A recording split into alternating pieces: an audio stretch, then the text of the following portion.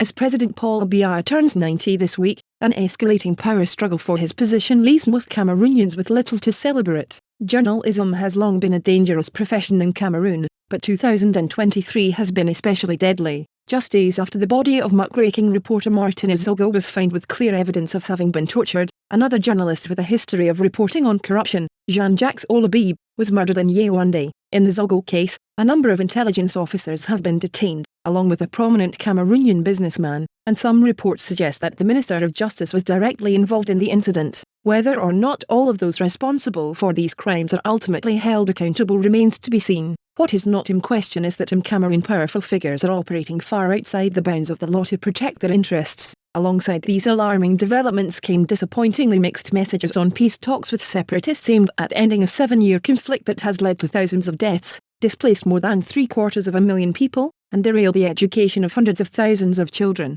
Months of quiet Canadian diplomacy seemed to have set the stage for a new opportunity when the Canadian Foreign Minister, Martinez Zogo, announced on the 20th of January that the two sides had agreed to mediated talks, but her announcement was quickly followed by a denial from Cameroon's government spokesperson, suggesting that decision-makers in Yaoundé had not agreed to any sort of external mediation. The latest confusion came after the collapse of the ill-fated Swiss process, a 3-year effort that the government of Cameroon ultimately abandoned last fall, prompting fears that earnest diplomatic efforts once again amounted to little more than wheel spinning. The stops and starts in the peace process, and the increasingly dangerous political climate, both derive from the state of uncertainty in the country around future leadership. President Paul Biya, in power since 1982, just turned 90, and appears increasingly feeble. General elections are scheduled for 2025. Political elites are jockeying to be Biya's successor and ensure their access to power and resources will be protected, and their power struggles are leading to a fractious and erratic government. All of this matters not just to the people of Cameroon,